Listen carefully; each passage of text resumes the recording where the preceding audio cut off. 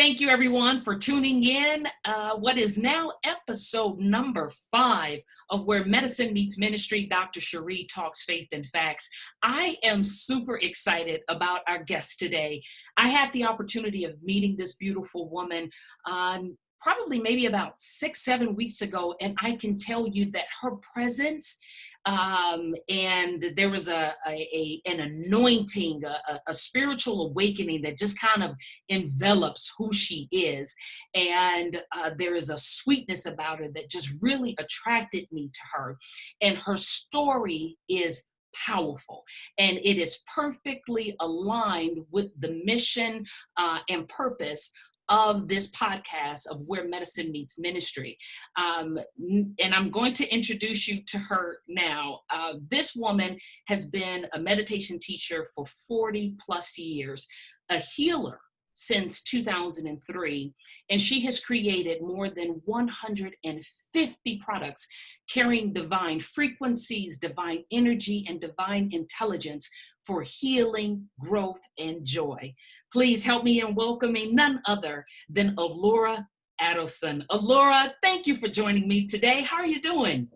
Thank you so much, Dr. Cherie. It's a pleasure to be here. I'm doing wonderfully. It's a great day here in Florida, and I'm communicating to all your listeners out there. Oh, it's so wonderful to have you here. We did not get together and set up our backgrounds, but we both had that greenery in the background. Greenery today is going to exemplify life. During Great this minds think alike. There you go. During this time of coronavirus and physical distancing and sheltering in place and this new reality that we have, Allura, I think that what you bring to individuals and organizations is truly powerful. And the individuals that you have been able to help thus far are faring, I would suspect, so much better than the individuals that did not have the opportunity to have your special healing gifts and touch, if you will, in their lives, because those individuals were probably better prepared for what we are experiencing now. But that's why I wanted to introduce you to my audience, because I believe that what you have to offer them is going to help them through this current time, and then to help refocus their mindset, if you will, as they face our new reality, a new reality for our individual selves, for our families, for our communities, and for the world. You know, this is going to be a new time for us. And so I Everything believe has changed. everything has changed. And therefore, the divine healing that you speak about and teach about and possess, I think is going to be very helpful for individuals to hear and understand. Now, when you and I met, you shared a very significant, powerful, it brought me to tears when you initially told me what happened, or told the rest of the audience what happened. But then those tears became tears of joy because you shared how it impacted you. And I'm talking about your eldest son, Jeffrin, right? Did I pronounce it Right. correctly? Exactly right.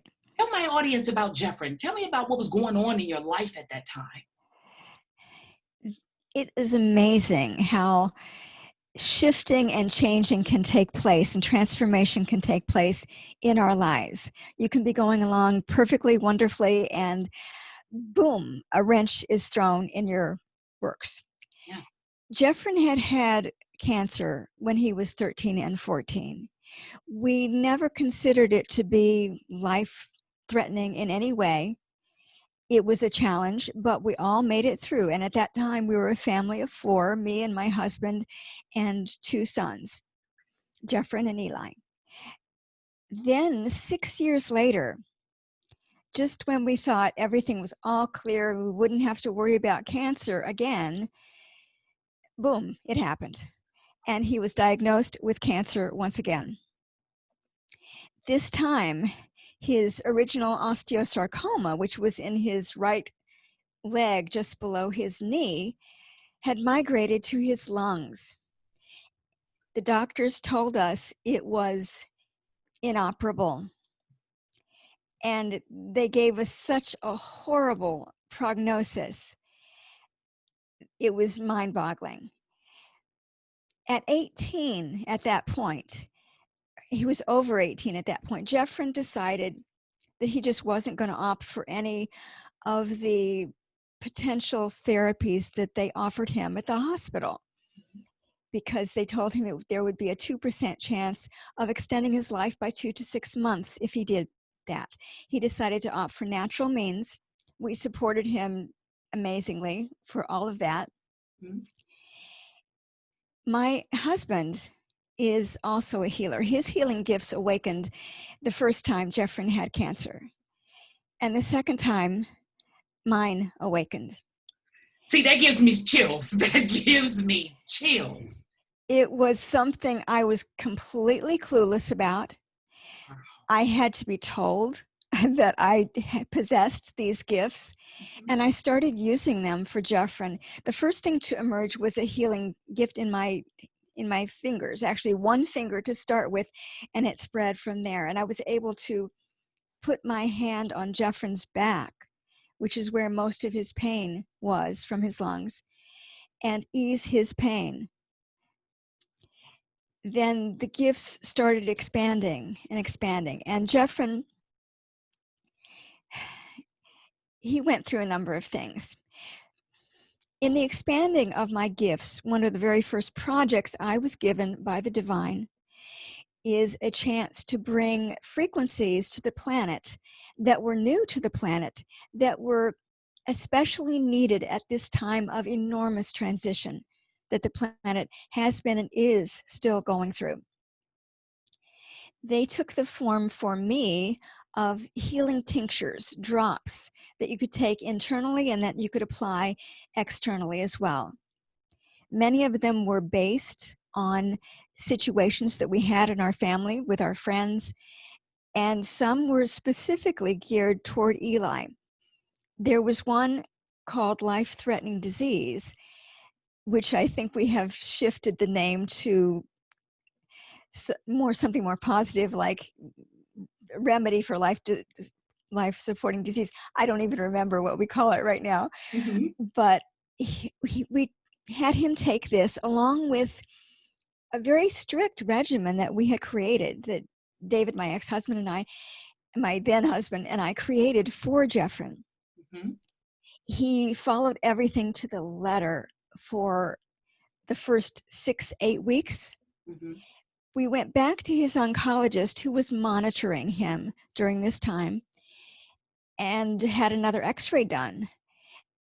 The doctor did a double take when he looked at the x-ray because there had been so much improvement in the mass in his lung. We were elated, and we're so grateful that this whole new therapy that we had developed was coming out. And Jeffrin was elated too, and he was so elated, he got a little cocky. He got confident in what he was doing, what we were all doing, and he let things slide for a few days. He did what he wanted to do for a few days, and he was at that time 19, almost 20, and he would go in his room, and we respected his privacy, so we were not there to stand over him to make sure he did every little thing he was supposed to do. It only took a few weeks of him sloughing off on his protocol to reverse everything. And that was all it took. His cancer was so aggressive that we were never able to catch up again. Wow. And even though all of these gifts had been blossoming within me and have continued to blossom enormously over the years, Jeffrin had a personal choice to make, and he made it. And it was not the choice I would have chosen for him, or that his dad would have chosen for him, but he made the choice. And even by the time he changed his mind, it was simply too late. The body was so far immersed in this situation that was degrading to it that it couldn't be reversed at that point. But We you could know, make him comfortable, but you and we could could make him happier. reverse what you had previously seen with him following what you had been given as a program and a process for him to follow. Just that period of time with him not being diligent with keeping up with doing what he was supposed to do, it wasn't enough for his body to now reverse like you had originally seen when he first started. Exactly. Yeah, but you know what? That tells individuals that when you're given a plan and you're given a process and you're led to follow in a down a certain path, you have to remain diligent. To me, a lesson learned from this is uh, it can feel good and it is good, but in order for it to stay good, you got to continue to do what you're supposed to do. Yes, you do. Yeah, And because that is half of the story. The other half is that my husband, with whom I'd had a happy marriage for 23 years, came to me a few months before we lost Jeffrin and said he wanted a divorce. wow, Allura, It, how did you take that? I felt like a knife had been plunged in my heart. Did you have any idea? I'd actually had some inklings, some intuitive thoughts had come to me about that. So as much as it was a surprise, it wasn't as much of a surprise as it might have been. Hmm. And I couldn't even let loose with all my feelings because I had to be strong for Jeffrin. I had to be strong for Eli? Eli, his younger brother. And I I maintained that strength. So I had both of these situations going on, and we weren't going to do anything about separating until after Jeffrin's situation was resolved. Mhm. And about 6 weeks after Jeffrin passed, he moved out. Unreal. Yes, it was. And I remember walking. It was in West Stockbridge, Massachusetts, where we lived at the time. There was a light dusting of snow on the ground. It was, I think, November or December. I walked and I talked to the divine within. And we had a big conversation. And from my side, most of the conversation was, what do I do? Right. How do I handle this? Yes. But we had a conversation, and the information that I got was that I had a choice.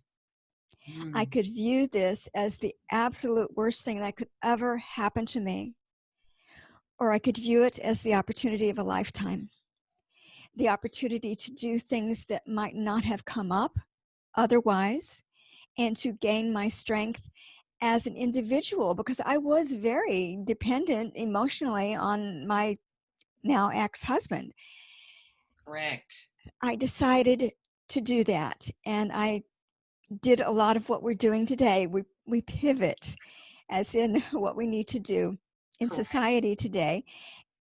I pivoted and I began to view it in a different light. I was able to maintain my positivity, which was perfect because I needed to be positive for Jeffrey no matter what was happening with him.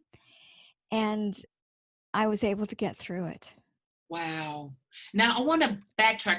Because I want to come back to this whole, the mindset of you switching from the negative towards the positive and what that Sure. has done to you personally and professionally. But I want our listeners to gain a better understanding about when you stated how when Jeffrey was first diagnosed, your husband became aware of his healing abilities.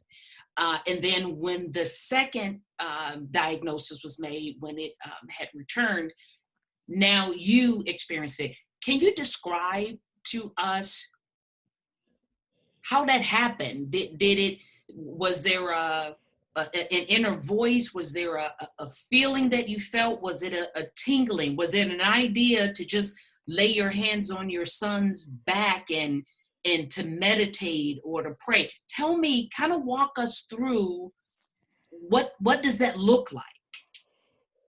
I wish I could say that any of those things happened, but I, s- I said before, I was completely clueless. My mind didn't go there because David was the healer in the family, and I just left it to him. Mhm. He told me, my ex-husband, who has very subtle perception, told me that I had these gifts that were starting to blossom, and he helped me to be able to use them. I see. So it doesn't, So you sometimes know, someone else may see the gift in you.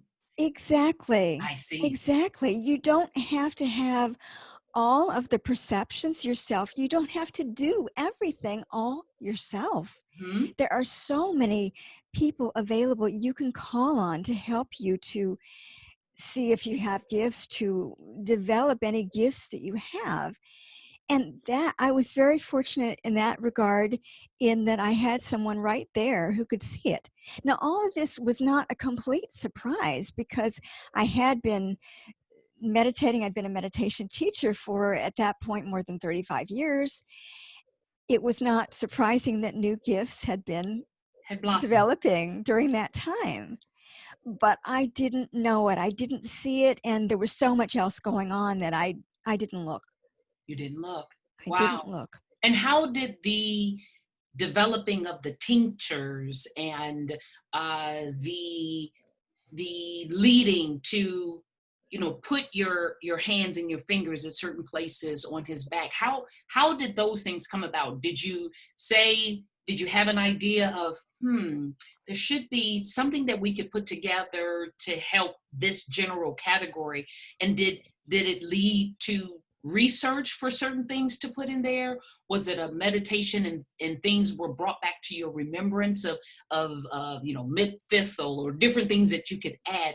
Tell us how that came to be. When I learned I had a gift of healing touch, it was a quite simple, instinctual, intuitional thing to be able to just put my hands exactly where they needed to be on Jeffrin's body to heal his pain. And that was a mother thing. That Yes, was, I wanted to ease my child's suffering. correct. And with the with the tinctures, the drops, again, I was clueless. I had to be told that I could do this. Hmm. It might have occurred to me later, but I didn't know. So the names of the products that were later created came through David, Okay. and he told me what they were, and I went back in the bedroom, closed the door, and created them. Mm. I called upon the divine. I asked for divine help and was told what products to use to put in them, how to create them, and put the divine energy and intelligence in there so that they would do what they were supposed to do, what they were intended to do. Mhm. The products that went in were used in ways that they were not necessarily used for, historically speaking. Correct. They were put there to create a structure to hold the divine intelligence and the divine energy that went in. Hmm. And I was told, because this is a time of enormous transition in the world, that things are shifting exponentially. They're just shifting so much. And this has been going on, the shift has been going on for a while. For a Uh, long while. I would yes. agree with that. Absolutely. And I was told that these products were created to help us all to get through this shift smoothly and easily. Mhm. So they were created specifically with this time in mind. The divine was able to kind of jury rig something. I'm sorry, I keep knocking my plant here, poor plant. That's Um, it. they were able to arrange things in the universe so that the drops would work as they were supposed to. Wow. And see, I'm gonna pause right here for my listeners who are are more biblically based, okay? Because here's where the reason why I really wanted to have you on is to have individuals appreciate. So you've stated, I had a conversation with the divine, and I went before the divine for leading and guidance. We those of us that are biblically based, we would just simply say, I went before the throne of God. And so I want individuals to not be so caught up in the nomenclature, if you Yes. will, but in the results um, behind the process, behind the words, behind whether or not we're stating, I meditated and I was led as a mother to lay hands, but when I put the ingredients in for the tinctures, and I went before the divine in order for, since they were being used in the non-traditional way, them put together as a whole, I went before the divine that they would work in the way in which it was intended. For us, we would simply say whether or not we use blessed oil or a prayer cloth. We still went before God. We prayed. We anointed the individual, or we placed the oil on their head. We attached a prayer cloth to their clothing and prayed. I want individuals to see this parallel alignment, if you will. And although I may say God, you may say divine, but what I want people to appreciate at the end of the day, was there healing that occurred? Was there help that occurred? Was there a blessing that came through allowing you to go through the grieving process much more smoother because of this connection with the divine? And I love the way that you say, we carry the divine. We all have a divine nature. And so you may say, we are all divine and we all have access to our divine nature. Absolutely, we do, through our heart. Again, biblically based, absolutely. We just simply say that's God living in us. You see what I'm saying? So there is a way that you can, the way in which you present allows for a larger audience to have an ear that would appeal to their senses and still get the work done, especially for those individuals that may feel that by hearing God or Christ or the Bible, they may feel has too much of a religious connotation. And that is not the basis of this podcast at all. It is not a religious podcast. It is very much so dealing with our spirituality. And what I want individuals to get is the help they need. And so I want them to be able to hear it from different perspectives. So if one guest comes on and says that I had a conversation with God, and the conversation mostly went like, I was crying like, God, how am I going to live through this? I don't know how I'm going to get through it. And God spoke to me and said X, Y, and Z. Well, then Allura comes and says, I had a conversation with the divine, and most of it looked like this. But at the end of that conversation, I was led to, I knew to lay hands on my son. My husband came up with the name of the tinctures, and then I was led to put the ingredients in there. Now, these were ingredients that were used in a non-traditional way, but them combined gave the healing result that we needed. So we're I saying love the same that. thing. Yeah. Exactly. I love how you express it too. I believe that we all have this spark of divine within us, whatever name we call it by. Yes. There are so many different people in the world. You need a lot of different ways of expressing it, and you need a lot of different, seemingly different paths to get there to appeal to different people. But as you said, the goal is the same. We all just want to be closer to God. Absolutely. And that it takes wisdom to be able to understand that there are times when you need to take a different approach in order to appeal to the masses, because the way you phrase certain things is going to hit one person's heart, whereas with another, they're going to get turned off by a word. And so I want to be able to create different perspectives. You hear it all. The end result is the same, but if someone saying it a little bit differently causes it to pierce your heart and cause you to now open up to this healing, to this divinity, to this ordained will, to this ability to heal through a situation instead of necessarily being delivered out of it. If the different words allow you to receive that, then great. Let's use the different words, because the end result is we want individuals to experience this divine nature that is within us. You know, we that are Yes. biblically basis, God lives within me. So therefore I'm carrying him. When I go to church, I brought him with me. I didn't go to church to find him. I brought him with me when I walked in the door. You know what I'm Perfect. saying? Yes. Exactly.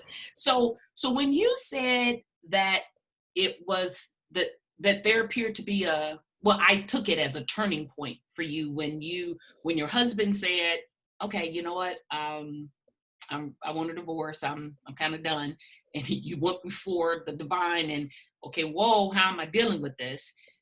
And you stated, I could have either focused on the negative, or I could look at this in a positive light, and therefore changing my vision resulted in a change in your path.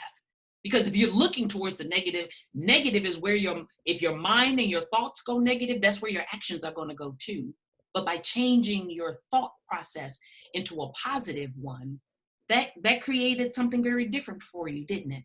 It did. It did. Absolutely did. And I had a history of being an extremely positive person anyway, Hmm. with all I had done in the past. But everybody needs help at different points. And I would love to tell you that I'm completely there, that every moment of every day is spent positively. And most of it is. But every once in a while, things come along. And there is no shame in that. We're all taking steps of progress. We are all growing. When you think of it, there are things that you can do to uplift your spirits that I think that people should be taught in school. I mean, you At can't a do very early age. you can't do religion in school now. I understand that, and that's fine. But you can learn to become more positive thinking. Correct. Definitely. Absolutely. Because, and I love what you said about most of it is spent, you know, with a positive light. But, sometimes, there's a little bit of a struggle, but there's no shame in that. I love that you said that, because I can't tell you the number of individuals who, myself included, I was at times, a couple of decades ago, you would not see me have a moment or speak in a certain way, because I felt like, that I was either letting the person down in sharing my kind of negative moment, or I was letting myself down. But what I have learned, especially through my breast cancer diagnosis and treatment, is allow people to have moments. It's okay to have moments. First of all, you're not thoughts can pop into your head. And so you may not be able to control a thought getting in your head, but you can certainly choose not to dwell on that thought. You can Yes. now take if a negative thought popped into your brain, put a positive one in there, right? So certain things just kind of like just Yes. happen, but you can now react within a way that now you're going to change the spin on that. But if you're condemning yourself for having a thought in the first place, or condemning yourself for having a couple of hours where when you woke up in the morning, you went to bed like tomorrow's gonna be a great day, and then you wake up and those first couple of hours you just unsettled. And it's okay to kind of have that unsettling, but use that as an opportunity to evaluate, is this something that's being laid on my heart and on my mind? Am I feeling heavy for someone else? Maybe the heaviness is not a negativity towards me, but maybe I'm carrying somebody else's burden.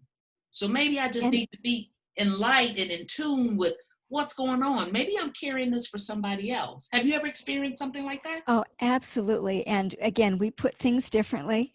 What I would say is you pick up problems from other people, and things that you have inside you are largely your own, but not necessarily everything is from you. Correct. And I loved what you said also about, you touched on negative self-talk, Hmm. that we are critical of ourselves. We are very hyper aware of everything that we do wrong, unless we have a personality type that just doesn't go there. Right, exactly. Unless we're narcissistic and say, you I know what, was going to it's say never that, but me. It's never me. yes. Right? But when you have those thoughts, a lot of times you'll catch yourself and you'll start feeling guilty about it, Yeah. because you know you shouldn't be thinking that way. But I'm going to just advise, and whether you take the advice or not, Please. it's up to you. Don't feel guilty.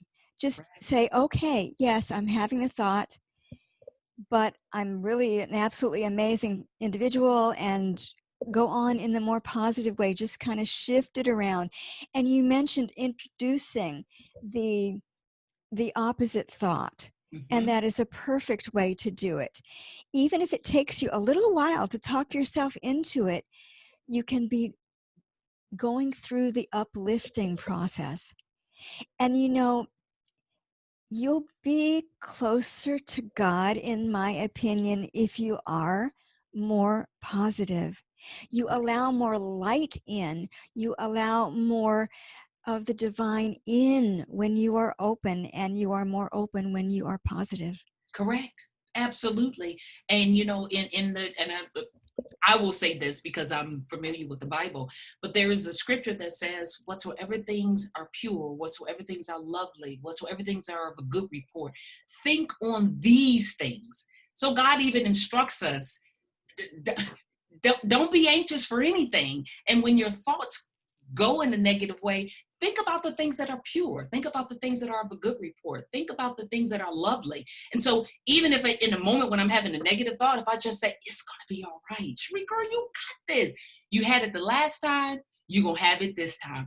Oh, I thank you. I got this. I got this. And it doesn't have to be different thoughts. It can be repeating that same thought. I got this. You woke up saying, I don't think I can do this. I don't think I'm going to make it. But just continuing to say to yourself, I can do this. I can do this. As you do the research to get yourself out of this situation, as you are placing the call to the accountant and he's about to tell you what your finances are looking like. Again, just reinforcing that you've got this, that you can get through this, that this too shall pass, and focusing more on, well, what's my test? What is the purpose of what I'm going through now? What can I learn from it? Take it as a challenge, not as something negative that's being done to you, but what is the challenge that you can learn and grow from this, so that now this is another experience on my shoulders. I can walk a little bit taller now because I've conquered this. Now, how can I help somebody conquer this in their future? And then now I know this is a test. I don't even have to go through that test again because I passed the test this time. And you There are help them. blessings in everything, whether we see it or There you not. go. There you go. I love how you think, Cherie. It, There you go. And so if you don't open your eyes to the blessing, you can miss it. Boom, make it pass you by because you're so caught up in the negativity of that moment. And then the blessing is right there, and then you miss it. And you I know, go ahead. it's not even obvious sometimes what the blessing is until many years later. Many years later. So it's important to trust that there is some blessing in within whatever is going on. That is correct. Now you Yes. help women get to I a higher level. Well, I'm gonna put it this way. I know that you help women discover, nurture, and empower their inner goddess. I believe you refer to it, yes. their inner goddess, to help them fully live out their purpose, and to claim their joy. can you describe how you do that? And I know, I mean, you have a number of different products, but just kind of the overview of how you help women do that, and what got you into focusing. I know that you help men and women alike, but there is a particular focus and a gift that you have for helping women. I want the audience to hear, one, how you help them to realize that, come into their full potential, and to understand the healing that each of us have been gifted with, but then what laid upon your heart to do a particular focus with women. I can relate to women very clearly. I can relate to what they might have been through in the past because of my own past experiences.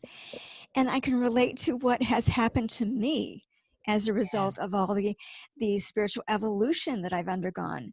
Since the time, since the tinctures were first created, I've gone through a number of things spiritually. New gifts have opened up for me.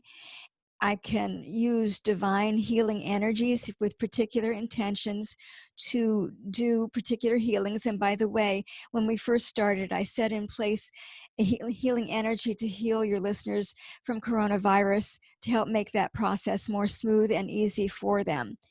So yes, so I can do that with a number of different things. And though I love men too, I am more familiar You with too. with the heart of womankind. Yes. It's Yes. and everything is so much based in the heart. But what I do with my goddesses is that I help them to enliven the heart, to be able to open the heart and open and expand their perception so that they can understand why and how they are a goddess. And I'm actually writing a book about that right now. During the Yay! downtime with the coronavirus, I am going within more and creating something that can help my goddesses and many people throughout the world. And again, it doesn't matter what tradition you come from. And in my view, and in my view, the divine doesn't care Mhm, what religion you follow or what your personal beliefs are. They are there to assist you no matter what. mhm. I can easily call upon different aspects of God, different faces of God, different aspects of the divine, whether it be angels or other divine beings from different traditions of truth throughout the world.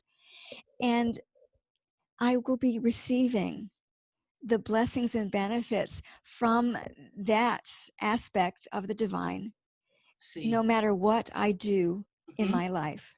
Oh, see, and I love that. And so, from the Christian aspect, we say God loves us unconditionally. So, there's nothing that I could do that's going to cause him to love me less and hear my Yes. prayers less. And there's nothing that I could do that's going to make him love me more. What I do know is that he just wants what's best for me.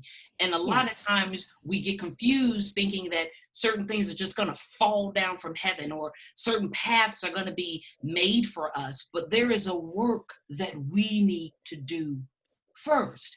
It's just I can't expect that my employer is just going to send me a check every 2 weeks if I don't show up for work.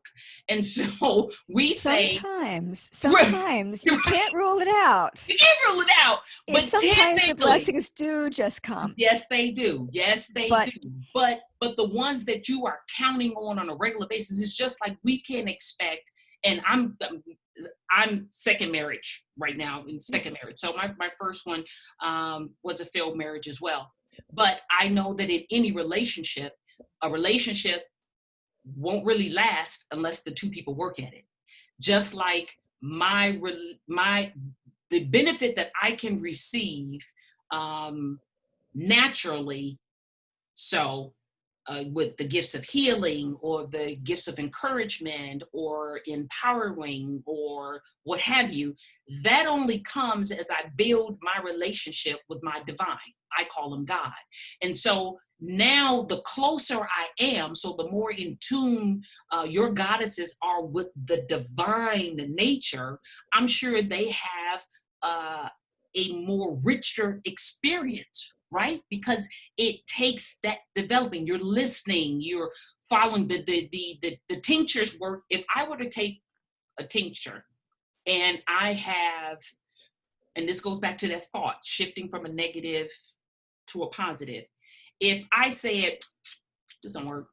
I'm not expecting it to work. It ain't gonna do it. I'm just doing it because the Lord gave it to me and it's not gonna do anything. Versus an individual who took it and they had all faith. This is going to work. People believe that, oh, you can't just say positive things or think positive things and the positive things happen. There has to be something else behind that. And yes, for certain things, there does. There has to be this divine intelligence. There has to be, some method to your madness. But I can honestly tell you, because I've experienced it for myself, makes a difference between if you're doing something with a negative thought process versus when you're doing the same thing with a positive thought process. Thoughts are powerful. Physiologically, as a physician, I can tell you things change. Neurotransmitters change, receptors change, your parasympathetic system responds differently. And so, yes, you have to meld the two together.